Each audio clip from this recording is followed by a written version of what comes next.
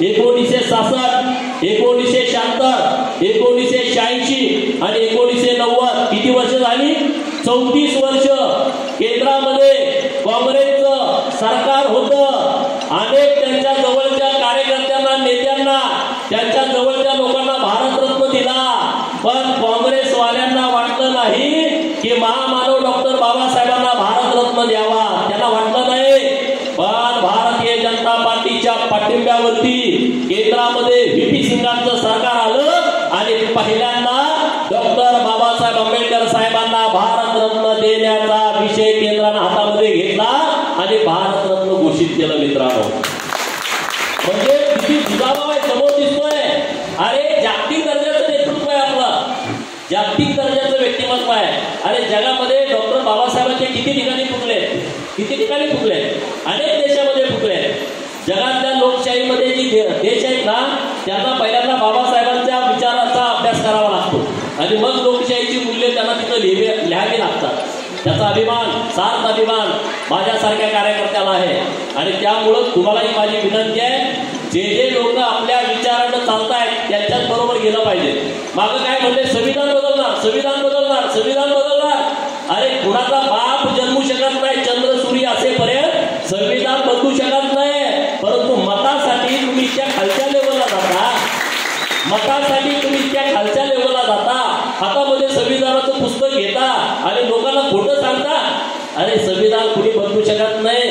मोदी साहेब केंद्रामध्ये सत्तेमध्ये आल्यानंतर संविधानाचं दर्शन घेऊन शपथविधीला गेले. आपण सगळ्यांनी टीव्हीवरती बघितलं. मला अभिमान या गोष्टीचा आहे.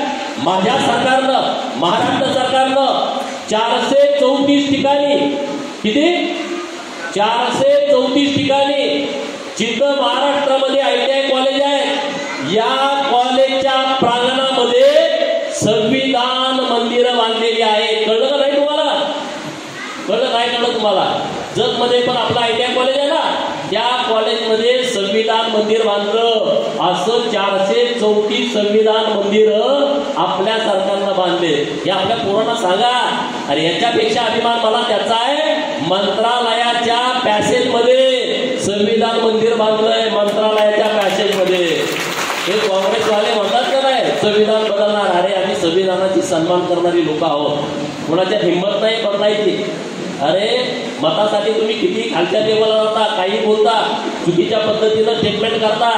आणि त्यामुळं तुम्हाला माझी विनंती आहे की रिपब्लिकन पार्टी ऑफ इंडियाचा कार्यकर्ता, तुमचं कुठलंही काम असलं मला सांगा. बेघर लोकांची यादी आहे आपल्याकडे अजून 10 बायलाच्या खोलीमध्ये आम्ही राहतो गावामध्ये. आम्हाला रान नाही, आम्हाला घर बांधायला जागा नाही. सगळ्या लोकांची यादी काढून ठेवा. जत तालुक्यातल्या ज्या माझ्या मागासवर्गीय भावाला स्वतःला राहायचं घर नाही, घर आहे पण आमची 10 लोक झाली, आम्ही 10 बायच्या 10च्या खोलीमध्ये राहतो, त्यांची यादी काढा. त्यांचे रेशन कार्ड वेगळे करून घ्या आणि पहिल्यांदा त्यांचा प्रस्ताव देऊ. त्यांना घराला जागा घेण्यासाठी सरकारचे पैसे मी तुम्हाला पहिल्यांदा उपलब्ध करून देतो. पहिल्यांदा त्यांना घरासाठी जागा घेऊ आणि मग त्यांना हक्काचं घर देऊ. कोणी सांगितलं तुम्हाला? सरपंचांनी सांगितलं तुम्हाला जागा नाही. अरे जागा नाही, सरकारची योजना आहे ना, त्याला जागा घ्यायसाठी पैसे द्यायचे आहेत. मग तुम्ही कशासाठी बसलाय तिथं? तुम्ही यादी द्या ना. तुम्ही यादी तयार करा गावातल्या 50 लोकांची, 100 लोकांची, जत शहरातल्या 100-200 लोकांची.